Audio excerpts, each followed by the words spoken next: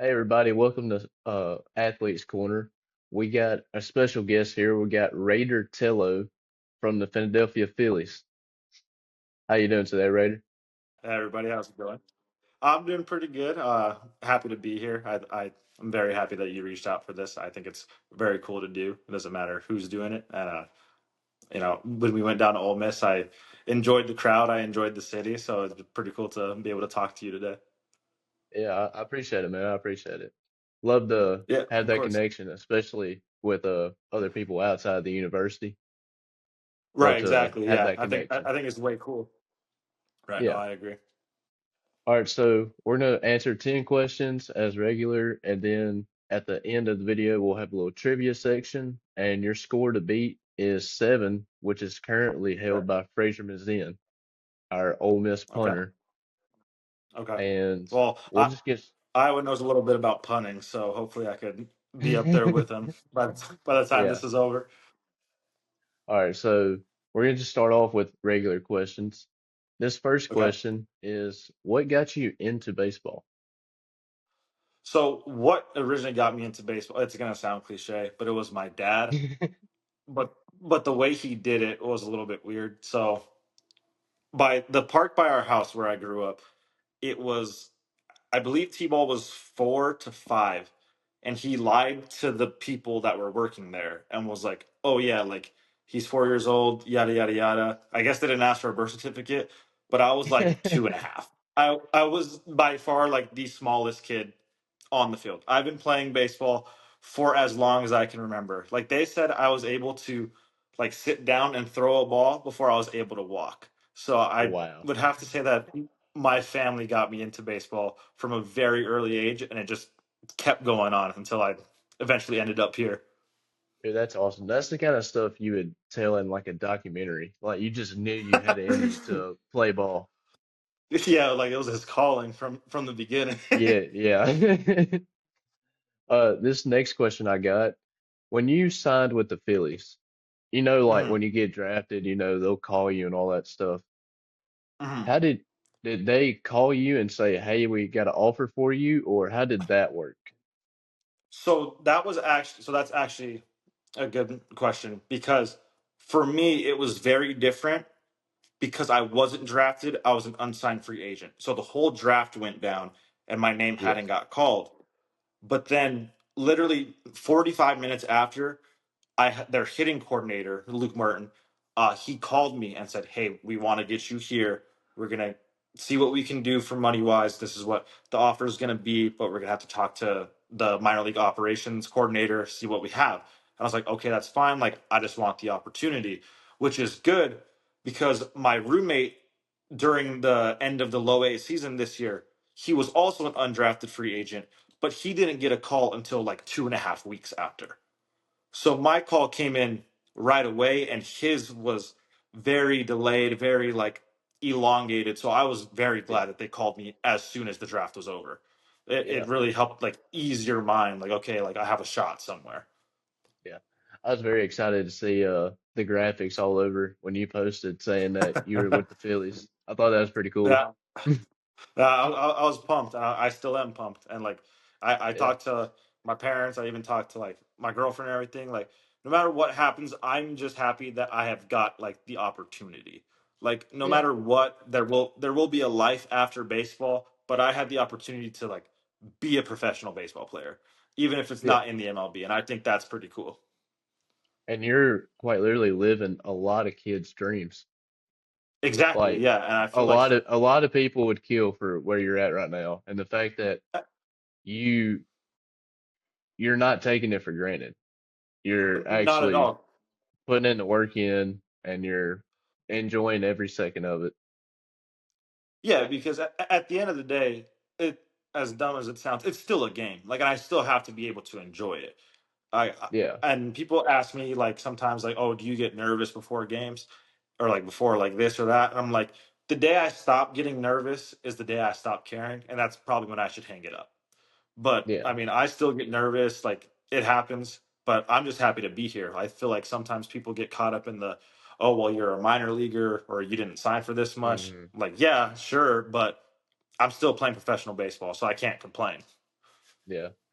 I probably wouldn't be as nice. I'd probably be like, well, you're not a minor leaguer. I mean, where are you at in baseball, well, you know? well, Did you newcomers go to try to hit those college and guys with play a ball? sinker then.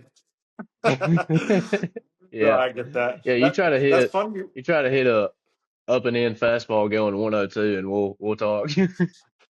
That's funny you say that because my sister, she always says like, "Oh, like God bless other people by not letting me be a boy." Because if I was a football player or a baseball player and I was like as good as you are, I would be like the cockiest player ever. And I'm like, we are two very different people, although we're siblings.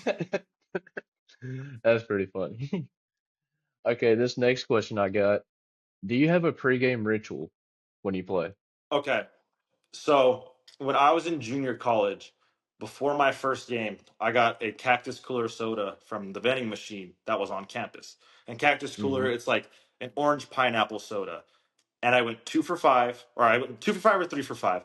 And so then I drank one before every single game that season, and then every single game the first year I was here at Iowa.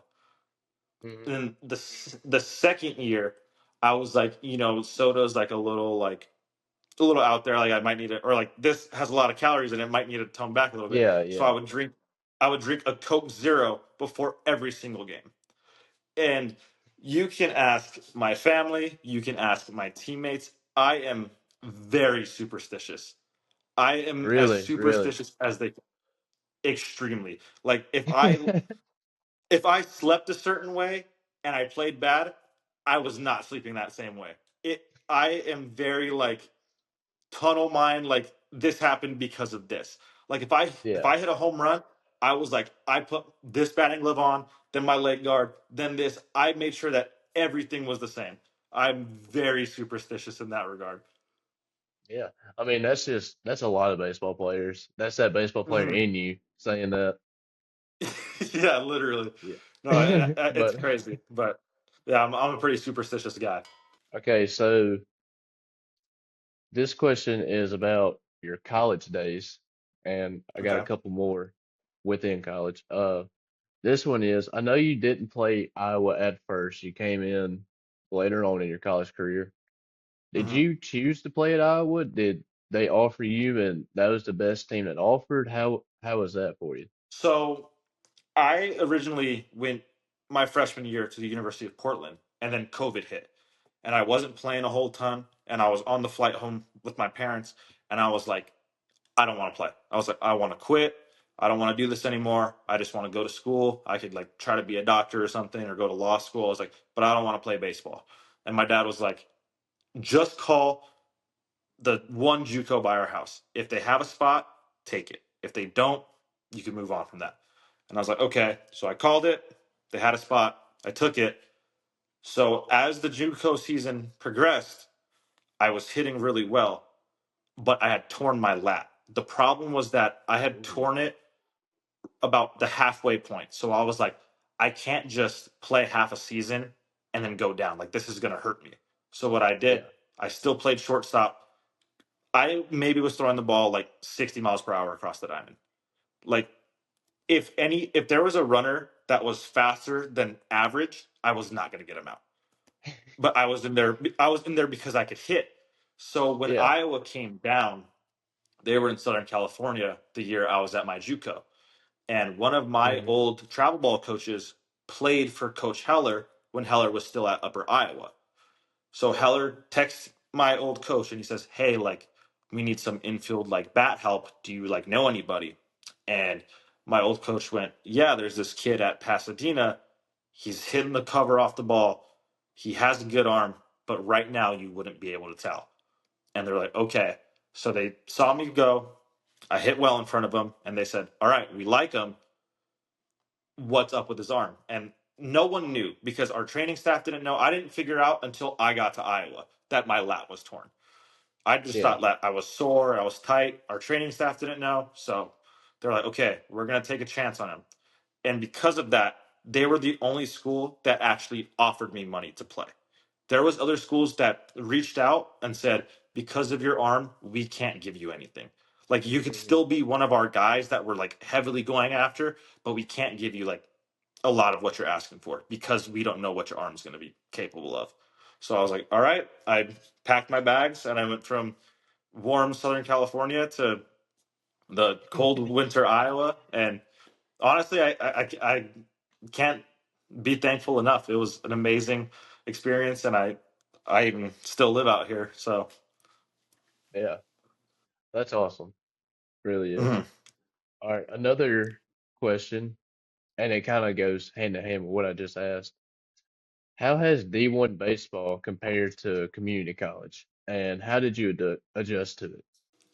Okay, so D1 baseball community college, the main thing I would say about junior college is that you still have really good pitching, you have really good hitting, but every now and then you get the guy that's just kind of like out of high school, still wanted to play college baseball, so they went to a junior college. And there's a Hmm. couple teams that are full of guys like that. But once you get to D1, everyone's a dude. Like everyone's good, at least like in the main Power Five conferences and a lot of like the mid-major Yeah, conferences, everyone's good. There's people that throw like 96 at North Dakota State. So it's not like you're just getting some guy out of a high school anymore. You're getting the yeah, guy or the guys out of every high school.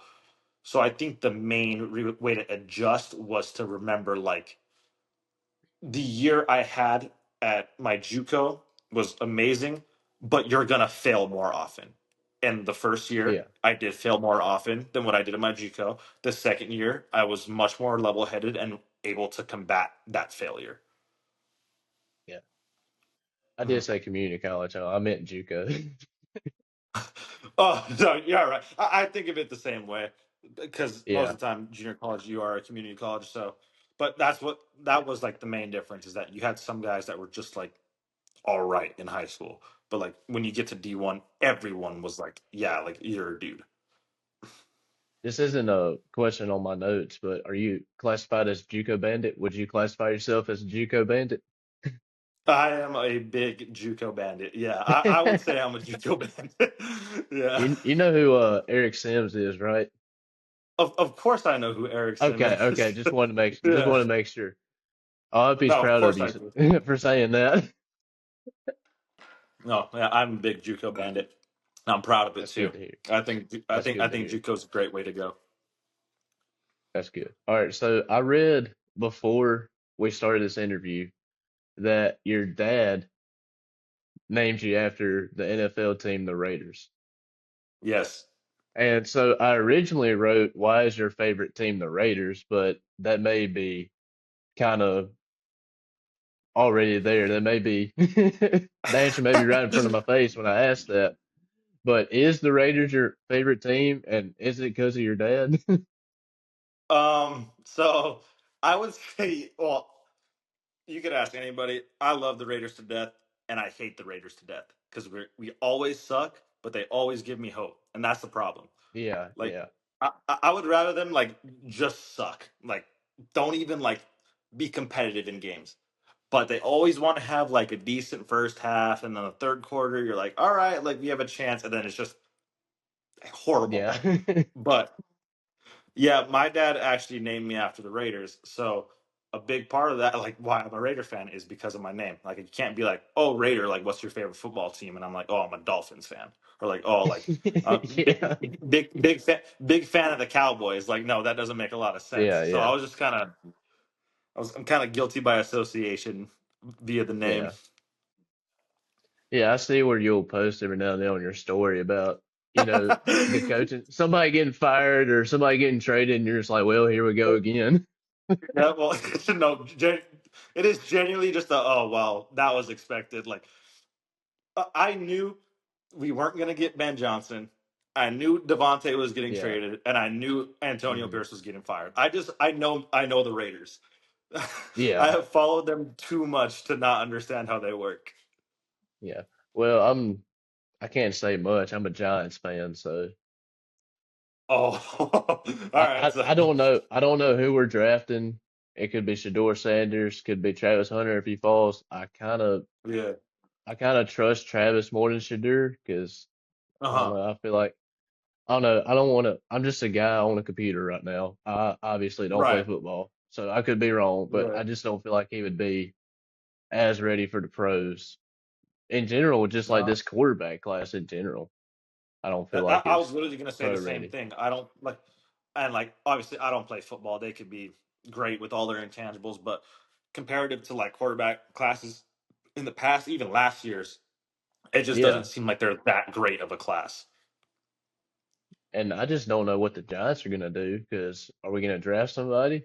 Are we gonna stay with Drew Lock? Are we starting Tommy Yeah. DeVito? Are we gonna go sign a veteran to play for a year? Like, I'm not trying to get like any brownie points here, but I actually do hope that the Raiders take Jackson Dart because we need a quarterback bad. oh, yeah, I wish the Giants would because Yeah. I mean, I feel biased saying it, but I feel like he's as good as anybody in that class. No, I completely agree. So this is more of like a personality question than sports. Would you rather have 100 duck-sized elephants or one elephant-sized duck to fight? No weapons, Okay, barehanded. I gotta fight them. Okay. Um. Yeah. Like Oh. they're trying to hurt you and you got to Oh. defend Jeez. yourself and you don't have a knife, you don't have a gun, you just have your fist. Okay. So there's two issues with each. I would say. Okay, I'm gonna take the 100 duck-sized elephants because I feel like if the elephant-sized duck started like flapping his wings, I'm getting hit Hmm. like collateral, and there's Oh no way yeah. I'm coming Oh back from yeah. this Oh yeah. this giant duck smacking me in the face with his wing. The only Yeah. problem I could see with the elephants is if they're like tying their trunks together and just like tripping me nonstop. Yeah. But if they're just like charging after me, I feel like I could at least like sideways juke them, maybe get like a kick in, but I don't Yeah. want to like hurt the animal, you know what I mean? But like Yeah, if yeah, they're yeah. trying to like if they're trying to harm me, then like hey, whatever I have to do, I have to do. Exactly. But yeah, I thought that'd be a little funny to ask right there. That's a good question. That's a good All right. question. This next one is also a little personality. We got what is your favorite restaurant to dine in at? It To could be dine from in at. California, Iowa. It could be from anywhere. Uh, I don't know if I have a necessary like favorite. I will say I am a big fan of of sushi. Like I do enjoy going to Hmm. sushi restaurants. I don't think I have necessarily like one that I'm like, oh, I will go to this one all the time. But I would say like anywhere like sushi. Like I'm a big seafood Yeah, person, so that would have to be like the answer there. I got you. I got you.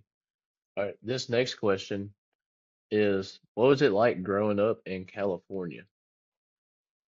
So growing up in California, it's it's honestly kind of weird because you don't really recognize how many people there are, and as like in the sport world, you don't recognize really like how good the competition is in like these like this a southern state or like like a warm weather Yeah. state. Yeah, Like for yeah. example, like our high schools, we would face like kids throwing like 90, 91, 92. Like obviously you get your high schools that just aren't good, like that are terrible. Yeah. But like when we came out to Iowa, I'd be like, oh well, like who's like good and who's not. They're like, oh, like most of the time, like if we saw someone throwing like 85, they were throwing like gas, and I was like, oh, like I was like seriously, I was like, no way. And they're like, yeah, like if someone was throwing like 85, like did you guys not have that in high school? I was like, no, we were like, I was like 85 was like below average in Southern California. So, but so for like the competition wise, it's weird seeing how all these other people grew up. But like growing up wise, I've always been very big like homebody and like to myself. Hmm. And I always thought Southern California, Los Angeles, overcrowded. Way too many people for me. Always Yeah. busy. I don't mean like that, but like it is June 22nd. I'm a high schooler. I'm 16. Why is there traffic at 10 in the morning? Like that doesn't make Yeah. any sense to me.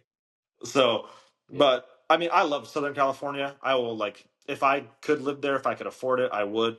But there's a ton of people there, and I don't think people realize how much people actually live in that area. Yeah. And I'm from a small town and I go to school here at Ole Miss. And like to me, Oxford's huge. Right. Yeah. So, I came from a population of like 7 or 8 thousand. And that's just like oh, nowhere near California, you know, like LA or Sacramento even, like it just yeah. doesn't even compare. So I have a stat or like a fact that I love to say about Los Angeles County because I always say it's too crowded. But the county that I grew up in, just the county, has a higher population than I think 45 of all of the United States. Like the only ones that it doesn't have Wow. a higher population, yeah, the only ones it doesn't have a higher population than I believe are Illinois, Texas, Florida, and New York. And there may be one Yeah. more that I'm missing, but there is so many people that live in that county. It is ridiculous. And you get people from everywhere in the world in that county. There is like, if you go to this area, it's very like Middle Eastern, or if you go to this area, it's very like Mexican. It's like very Mexican Hispanic. But if you go to this separate area, it's very Cuban Hispanic. It is the biggest melting pot, and I feel like it's really cool to like be a part of too as you're growing up because you see all these different cultures kind of come together. Yeah. Yeah, no, we don't have that where I'm from. No, that's all It's right. just That's all right. Southern people. It's just Southern people. Now here in college I do have more of a diversity to see at because a lot of people all over come to Ole Miss. You know, there's Right. foreigners, you got people from California, Texas, New York, Yeah. but before Ole Miss, like No, just yeah, like there's no way. the 1% chance that somebody may come to an elementary school, you know, from way over somewhere. No, I get you. I get you. All right, so I got one more question in like the questionnaire section. You made a Okay. play, and I think you already know the play I'm talking about. Uh, You make a little right. bounce pass to get the Okay. double play on the Mhm. turf. Uh, what was it like having like D1 baseball, the Big Ten network? What was it like having major baseball accounts posting that video and kind of spreading your name out there? I thought it was so cool, and I think that I personally believe that our second baseman Gable Mitchell. I don't think he gets enough credit for it too because he turned that faster than I'd ever Oh seen yeah, him do it in practice before. he made a And great obviously, play it's on that. yeah. So I think the thing is that people think like, oh, like he just did it like spur of the moment, and that's true. But we practice that all the time. Like there is like we did that at least like 2 or 3 times per practice, and then literally the pitch before he calls me and says, "I can't see. You got to keep it low." And I was like, all right, like if it comes to me, I was like, I'm just gonna bounce it. I was like we've already done it. He's like, all right, that's fine by me. Lo and behold, it's a Caleb Strack throws a changeup, takes me to my left, and I'm like, this is the only opportunity I'm ever gonna have to do this. I was like, if I don't do it now, I'm never gonna be able to do it again. So I was like, I Oh just got to wow, do it, and that's awesome. I mean, it blew up, and I thought it was cool. So I saw a Yeah, bunch of people saying that it was cool but unnecessary. I saw some people defending me, and I was like, you know what? I did it. I don't like say what you want. I thought it was cool, yeah, but and yeah, especially doing it on the turf field, I thought that was pretty cool too. yeah. The turf helped. If I tried to do that on dirt, that might not go as smoothly. Yeah, it might just stick right there, and you know you're going Or like viral for the wrong reasons. well, that's funny you said. I saw a comment. It was like some kid's gonna try this on his like crappy high school baseball field and get cut because it bounces like 30 feet to the right. I was like, oh damn, I probably did get some kid cut. That sucks. Oh, Well, I thought that was that's pretty hilarious. funny. Oh yeah, that's hilarious. All right. So I think that's a good way to end the questionnaire part. Uh huh. This next part we got is the trivia that we have at the end of every Okay. episode.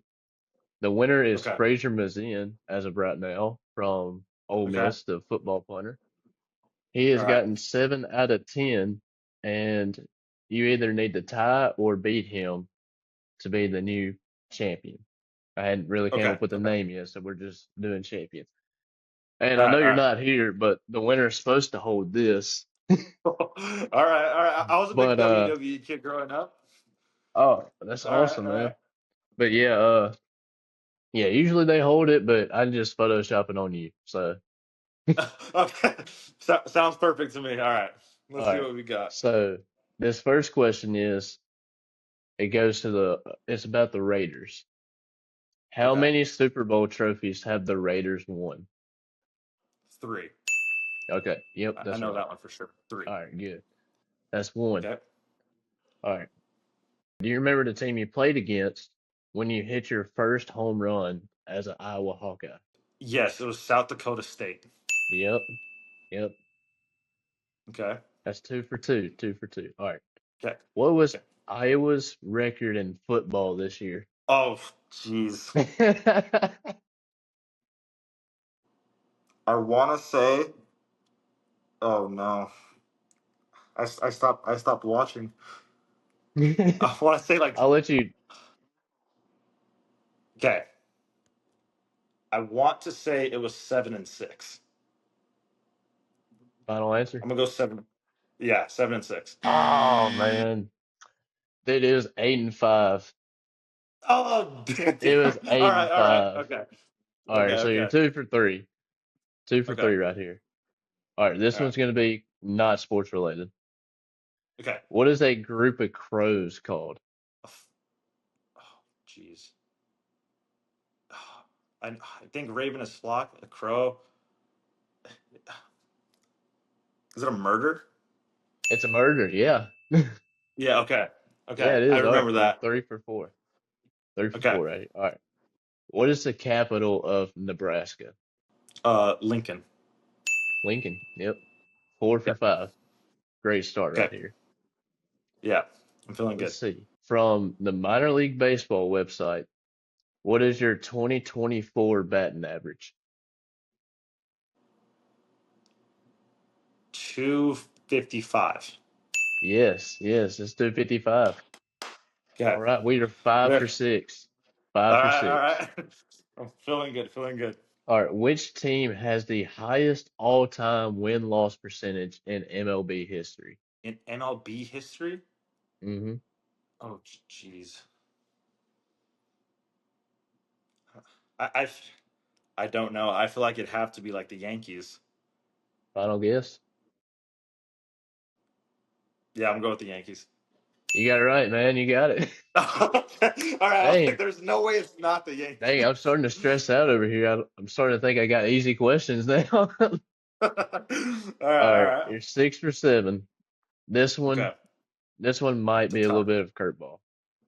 To Okay. tie for the championship on question 8.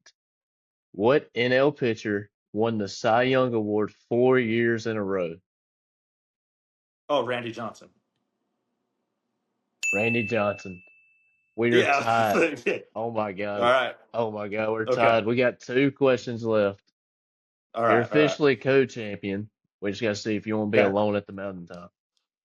All right. God, this one's so easy too. I don't even want to ask you this. Let's hear it. Let's hear it. What is the name of the Phillies mascot? Oh, the Philly fanatic.